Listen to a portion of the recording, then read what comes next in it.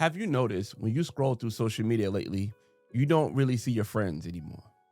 You might see viral videos, random clips, even strangers dancing in kitchens you never been to. But your cousin's new baby picture or your friend's new business post, nowhere in sight. And maybe you notice something else. When you post, your engagement is down. The same people you talk to in real life aren't even seeing your content. Well, that's not by accident. There's a reason why your friends and family have disappeared from your feed, and most people have no idea it's even happening.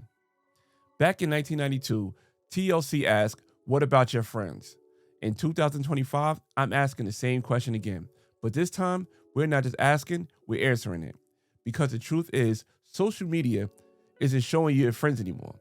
It's showing you what they think you're interested in.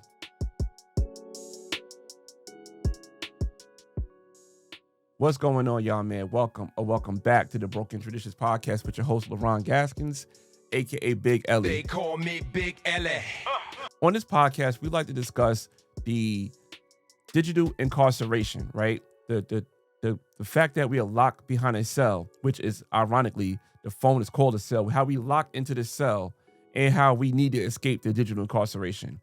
And we talk about different things with social media, phone overconsumption, and we also talk about the addiction that we have to our digital devices.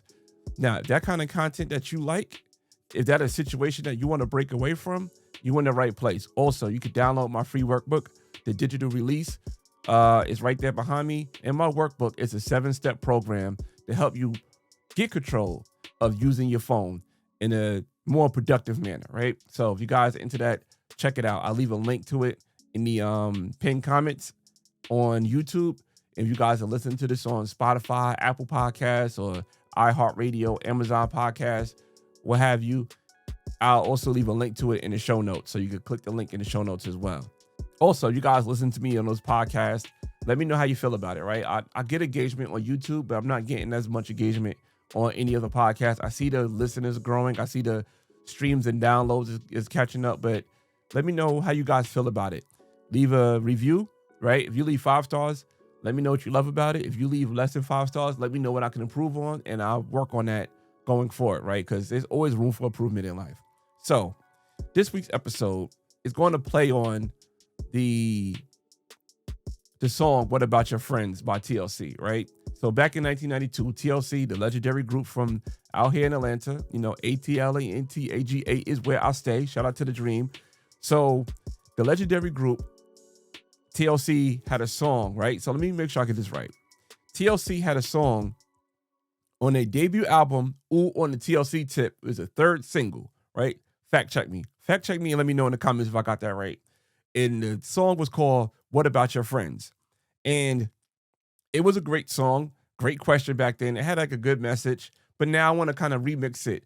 I want to remix it in 2025, asking, "What about your friends?" Because the social media apps that we're using, right? The big social media apps, Facebook, Instagram, TikTok, Threads, X, all those social media apps, they don't care about your friends. So what about your friends? You don't see your friends on these social media apps. I'm pretty sure I'm saying a statement and I'm saying it as a fact. You're not seeing your friends, right? And the reason why you're not seeing your friends, I'm gonna explain a little bit later in this episode, but I want to tell you how we got to this episode. So I had conversations with 2 people last week, right? The first person was Jamel Harden, right? And I'm gonna say these people full names because their full names are out there for public consumption, and you can find their names because of different various reasons, right? So Jamel Harden, right? A close friend of mine. Actually, I'm wearing one of his shirts, The Last Aviator. This is his brand. And we were talking about social media, and I said, he was like, it came up something that he don't see posts of people that he know. And I'm like, yeah, you're not going to see posts of people that you know. But he didn't know why. He just knew that he didn't see the people. And I'm like, you're not going to see the people. And he was like, he just kind of confused because he been using social media for so long, and how social media has been, the times that we've been using social media, he's confused that it changed to what it's at, but he didn't know that it changed it, right? And another person, Shawn Haynes, right? Shout out to Shawn Haynes. Shawn Haynes is, he's also from New York, like where I'm originally from, but Shawn Haynes was in town in Atlanta, and we shot an episode of Wins and Lessons together. But getting to the point of having a conversation about his episode, because I like to have a sit down with the guest before we come on to the studio. So we were also talking about social media, and he's like, "Yo, I don't see none of your posts," and I'm like, "Yes, I know. That's by design. That you're not going to see my stuff." He didn't know that I drop an episode every week on the Broken Traditions podcast. He didn't know that I drop episodes the first and third Monday for Wins and Lessons. He said, "I don't see it." And I'm like, "Yeah, you're not going to see it because that's also by design." But we're going to talk about that. We're going to talk about why they're not seeing these things, right? And when I had the conversation with these two gentlemen, I realized a lot of people don't know this. Like, to me, it's common knowledge because as a content creator, I'm somebody who like to look into different things. Like, all right, I'm going to work on something and I want to know how things work in the back end so I understand how to move forward, right? So with social media, I understand, like, all right, if I want to grow my following on, say, Instagram, I know how my posts have to be. I know how to edit it a certain way for it to catch up and for people to discover it. I know how that works. You know what I'm saying? I know how that works. Same thing with TikTok, same thing with Facebook. Like, I know how each platform works for me to grow on each platform. Now it's up to me to apply it. And I'll be honest with you guys, the only application I applied is these methods to that works for each platform is Instagram and YouTube. That's why, the following and the subscription and following grows bigger on those platforms for me than it does on TikTok. I'm just not interested in TikTok. But there is a reason why this is happening, right? So now this episode is for people who don't know that this is going on, right? For people who like, damn, why nobody's commenting on my post? Why, I don't see my friends no more. Like, how I didn't know that this party happened. How I didn't know my cousin had a baby. How I didn't know these things. And these people posted it on their social media. How I'm not in the loop like a hula hoop. I'm the opposite of a hula hoop right now because I don't know what's going on. And the platforms that used to show me this stuff don't show me this stuff no more. And a lot of people don't realize that there was a shift. And the shift happened right under your nose. But the crazy part about the shift that happened right under your nose was the shift that kept you even more addicted to these apps. So you may not know that. That's what this episode's for. So now the shift that happened, right?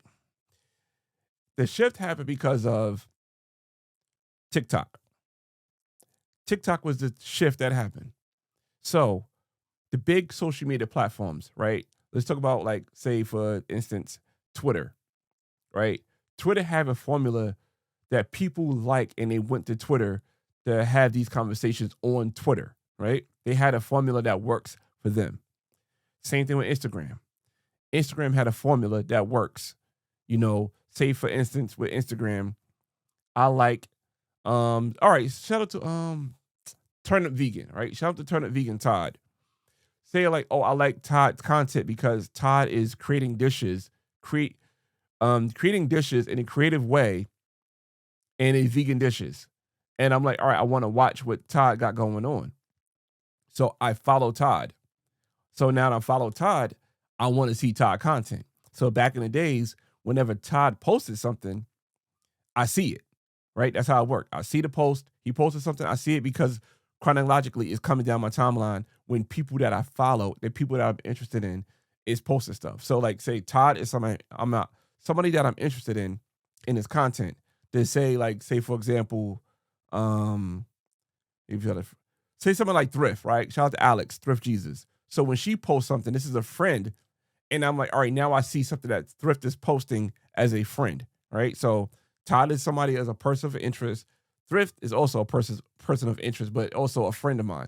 So, like, boom, I see that. It's chronologically when they post, I see it. Instagram went away from that, if you haven't noticed it. Same thing with Facebook. Facebook is like, all right, this is somebody I went to church with, somebody I went to school with, somebody I worked with, somebody, just in passing, a family friend and what have you. So when they post stuff, it comes up in chronological order. That's the strong suit of those social media apps. But when TikTok came out, TikTok didn't care about that.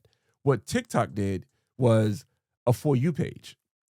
And you go in there, you They created an algorithm that kind of worked in your interest, not in the people that you wanted to follow. And of course, TikTok took off like a rocket. And when TikTok took off, these social media apps start scrambling and figure out what they should do next, right? So I want to share a clip with you guys. I'm going to share 2 clips. That's why I got the headphones on. I mentioned in the last episode. I want to share 2 clips with you guys, right? So this first clip I want to share with you guys is from Cal Newport, right? So Cal Newport, he's the author of a New York Times bestseller, Deep Think, right? So he's the author of his, and he has a podcast, and I listened to this podcast also last week, and it's not about social media, but I want to take the part out about social media that he mentioned because he's speaking about an article that he wrote. I think, oh my God, when he say he wrote this article, well, he'll say it. He'll say it. I don't want to miss out the opportunity of when he said he wrote this article. So let's play this clip of Cal Newport from his podcast. And as always, I'll leave links in the show notes so you guys could, watch the podcast in its entirety. Like I said, this episode that Cal Newport had that I'm taking the clip from is not about social media. The episode is about AI and Sora 2. But this is an interesting part of the episode that kind of falls in the context of why you're not seeing your friends and family on your social media. So let's continue. But then TikTok came along. And the thing about TikTok is that it doesn't really care about who its users are.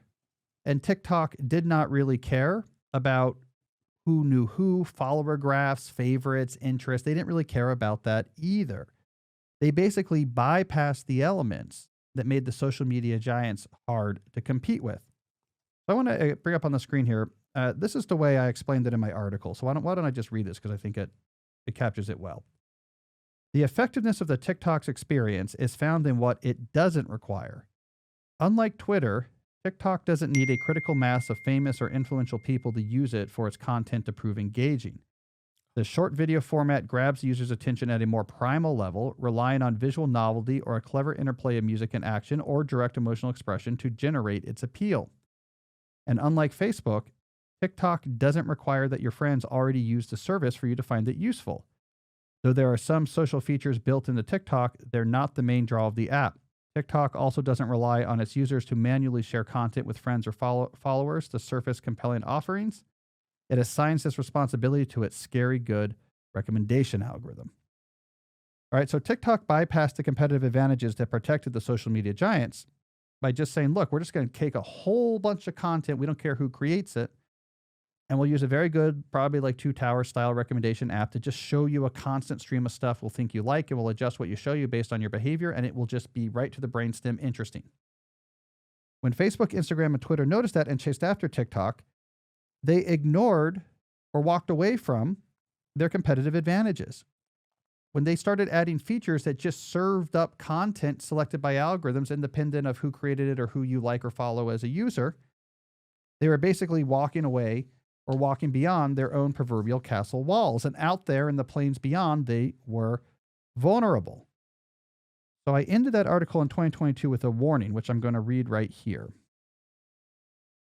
All right. This all points to a possible future in which social media giants like Facebook may soon be past their long stretch of dominance. They'll continue to chase new engagement models, leaving behind the protection of their social graphs, and in doing so, eventually succumb to the new competitive pressures this introduces. TikTok, of course, is subject to these same pressures, so in this future, it too will eventually fade. The app's energetic embrace of shallowness makes it more likely in the long term to become the answer to a trivia question than a sustained cultural force. In the wake churned by these sinkings will arise new entertainments and new models for distractions, but also innovative new apps and methods for expression and interaction. So basically what I'm saying here is all of social media was collapsing around the TikTok model, which was just pure engagement. And my argument here is if all you are offering to people is pure engagement, you are now competing with every other possible source of engagement that exists out there. When Facebook is saying your friends are here, you can see what your friends are up to, I'm not competing with Netflix. I'm not competing with podcasts or slot machines or pornography or anything else because I'm offering you a very specific thing that only I can do. But when I'm instead just giving you like a long, infinite feed of videos from people you don't know or really care about that are just trying to capture your attention, then that's just purified engagement. And you're competing with anything else in that moment that might grab my attention.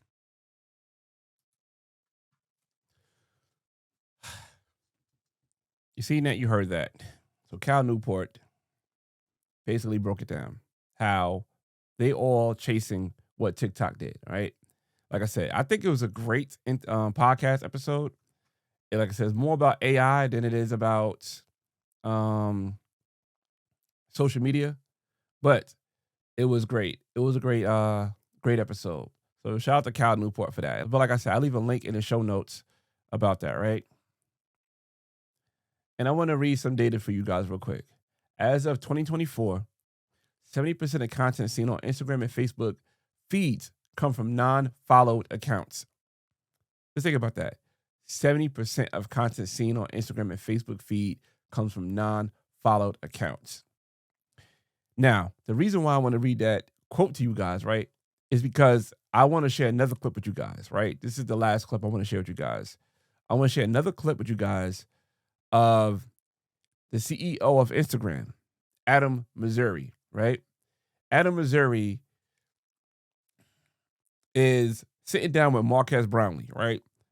Marques Brownlee is one of my favorite YouTubers, one of my favorite content creators who is in the space of tech, right? Whenever I'm in my tech bag and I'm ready to buy something, as far as like a phone, a tablet, maybe a MacBook or something like that, I usually refer to Marques Brownlee's video, right? I've been doing that for years. And shout out to Marques Brownlee. But Marques Brownlee, he has another podcast called Waveforms, right? Where he sit down with the people that he works with and they talk about tech and things of that nature. And for whatever reason, right? When you see the clip, if you guys are watching this, I'm gonna have Marques Brownlee YouTube and the YouTube of his podcast. So they kind of did like a joint podcast. No, they used like joint accounts, right? So you could add somebody on a video and it shows up on both feeds. Some people loved it, some people hated it. You know, me personally, I follow both, so it didn't make a difference to me. But some people hated that he used his bigger platform, which is his personal page, and he used his podcast platform, which is a smaller page, and put them together. And, you know, it was kind of widespread. But it's a sit down with Adam Mosseri, the CEO of Instagram. And what he said is very interesting about followers. He kind of slipped it in there, so you have to listen real closely. I might do a run it back, and you guys could watch it again or listen again. And it's like, all right, he did say that, right?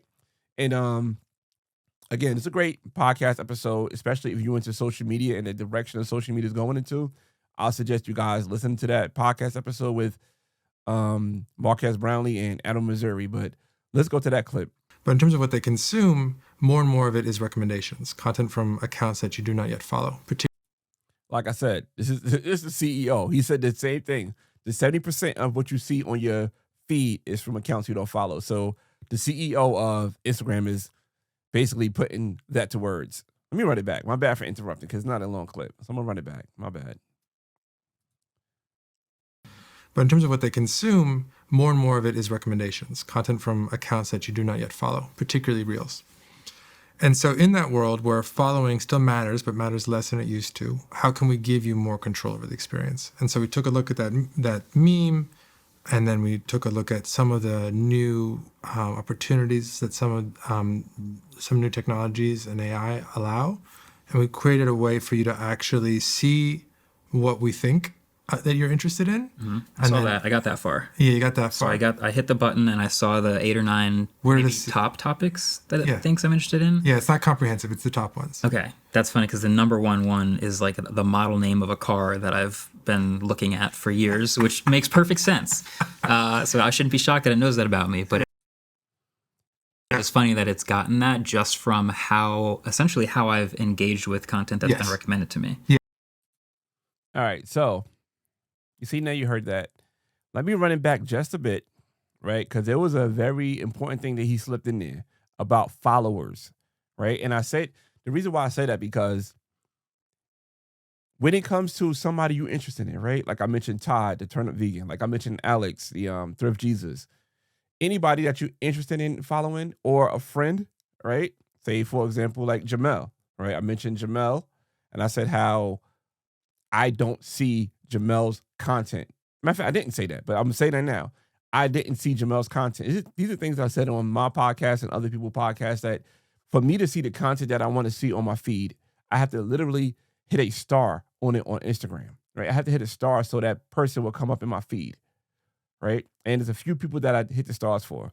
So like I said, it was Jamel, Kofa, Jasmine. Shout out to Jasmine. There's a few people, right, that I just hit the star for so I could see that person's content because I'm interested in what that person got going on. Like these are friends, these are family, these are people that I rock with in real life. So Adam Mosseri said the quiet part out loud, but he slipped it in there. He said, in the world where followers does not matter like it used to, or something like that, right? Let me not misquote Mr. Mosseri. So let's play that back one more time for you guys so you can check it out. And listen closely to him slipping that in there because... But in terms of what they consume, more and more of it is recommendations, content from accounts that you do not yet follow, particularly Reels. And so in that world where following still matters, but matters less than it used to. In the world where followers matter, but matters less than what it used to. And as a content creator, as somebody who studies the patterns of social media, I knew that. I'm at a weird space where on Wins and Lessons podcast, episodes are getting more views than I got subscribers. And the crazy part about it, that's not uncommon. But like, you see something like that, you be like, damn, why is he getting more views than followers? Or he got more views than subscribers? Because the subscriber doesn't matter no more. The follower doesn't matter no more. You are interested in somebody's content. You telling this app, this platform, I'm interested in this person. That does not matter no more. I gave another example of this when I did my live stream about Lizzo. How Lizzo have 25 million followers on TikTok and her videos don't get more than 500,000 views. How she's not getting more than 500,000 views even though her following is 25 million. So 25 million people. Let's just round it to this, like, because it's almost close to 26 million. But let's just say let's say out of that 25 million, let's say for argument's sake, 22 million are not bots. And maybe out of that 22 million, because Lizzo been in the game for a minute, maybe they're not active on social media no more. Maybe they're not a fan of her music no more. Maybe they passed away, right? It could be a number of things why some people not engaged with the content. But out of that 22 million, you telling me only 500,000 people are seeing it? That's not adding up. And Lizzo's going through that. Trust me. Joe Blow down the street or Lame Jane down the street, they going through it too. Everybody's going through it. And it's like you opted in to follow somebody and you're not seeing the content. And like I said, for the people from back in the days who used, Instagram in its original state, Facebook in its original state, Twitter in its original state, even MySpace in its original state. You want to go back further? Black Planet, for those who had Black Planet back in the original state, everything was posted in chronological order. It was people you interested in, people that you followed, people that you wanted to see, all in chronological order. Now, like I said in that quote, in Facebook and Instagram, 70% of things that you see is not coming from people you follow. TikTok got to be worse. Got to be 90% of things you see on TikTok is things you don't follow. Things that they think that you want to be on there. And why are they doing this, right? Why is that the direction? Because Adam Mosseri also said this in the podcast, The Quiet Part Out Loud, with Marquez Brownlee. And I should have clipped that part too, but I'm going to just paraphrase it. Well, he didn't say it verbatim, but he said it kind of like you had to read between the lines. Meta, Instagram, social media, all those apps are ad agencies. Their main thing is to sell ads. The main thing is not to keep you connected with your friends and family and people you work with, or say like my cousin Melanie had a baby. Their job is not to have that to be their main priority. Their job is to, hey, let me see, I could put this, keep you on this loop so I can slip ads in there while you're in this loop. That's the main objective. That's the main objective when it comes to Instagram. That's the main objective when it comes to Meta. Facebook, Instagram, shoot, even WhatsApp. So here's the problem. Social media made us feel like we're staying in touch. But when in reality, they pulling us apart. And like I said, say for instance, you know, my little cousin had a baby, right? And I didn't see the post. She's thinking that, oh, you're ignoring me.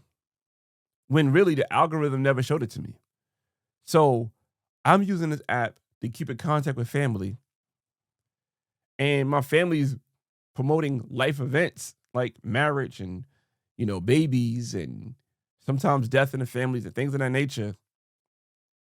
The algorithm, like, you're not interested in that. Let me keep showing you stuff that you're interested in. And when you do things like that, you kind of create this level of animosity against people, right? And I had this before. And once I learned how the algorithm worked, I realized that it wasn't the people, it was the algorithm. So, like, say a business I have, say a post that I post, say something I created, I post it, I'm not getting likes, I'm not getting shares, people that I'm rocking with is not really into it, or people that I'm rocking with in real life not engaging with the post until it hit the algorithm, until I post something that hit the algorithm.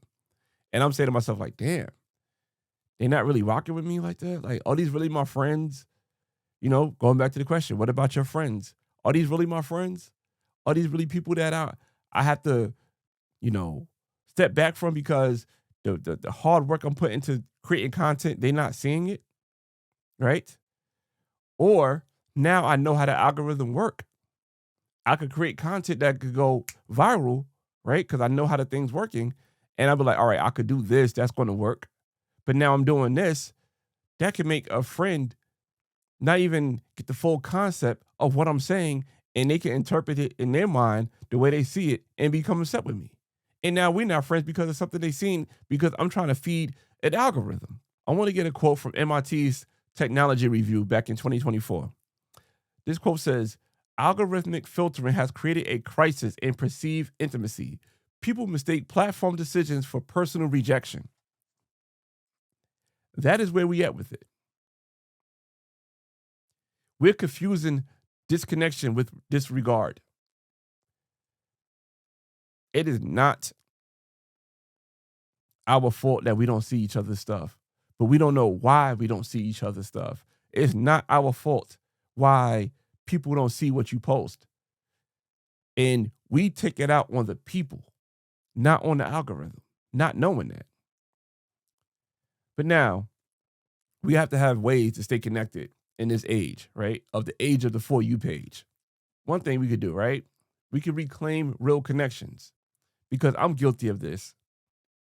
When somebody don't post on social media, and I'm like back when I was on social media a lot, I didn't think about that person who didn't post on social media for whatever reason they had going on, right?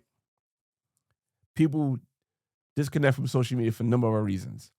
And when that person disconnect or that person don't come up in my algorithm, I'm not really thinking about that person. It's a thing I'm guilty of. And I'm glad I had to detach from social media because now I'm working on that. But that being said, I have to create direct loops. So like maybe a group chat, maybe a group text, you know what I'm saying? Maybe a shared photo album. I have to not to depend on social media to keep people up or keep up with people or people keeping up with me. I'm not going to depend on social media no more because that's no longer social media's priority. You know what I'm saying? Even with Broken Traditions, I started a newsletter so I could keep up with people who genuinely want to keep up with Broken Traditions. You know what I'm saying? This algorithm, it doesn't love you. The algorithm main objective is to keep you hooked onto the app. But the people you rock with, they love you. Another thing we could do, intentional engagement. Like I said, search for your friend's page manually and star that person's page so that person could come up chronologically in the order of when they post so you can see it. Not get buried in the algorithm graveyard. You know what I'm saying? So that's a little hack you could do. I did it. I did it with a number of people. I did it with a number of people I'm interested in. And I might have to do some more because there's some people that I'm thinking about in real time. Like, damn, I don't see this person post. And, you know, as of right now, I'm recording this. I'm not on social media. I deleted social media from my phone. But for those who don't want to do something as extreme as 30 days deleting social media, pick one day a week to engage offline. A phone call, a visit, a FaceTime. And when you do that, don't include social media in the engagement. You know what I'm saying? A lot of times people will link up with you, but still be on their phone the whole time they link up with you. No, keep it offline for one day of the week. I'm not asking you to do 30 days like me. I'm not asking you to go live in the forest and be a nomad. I'm just saying one day a week, engage offline. So TLC asked a question in 1992, what about your friends? But now this is different in 2025. What about your friends? The truth is your friends are still there.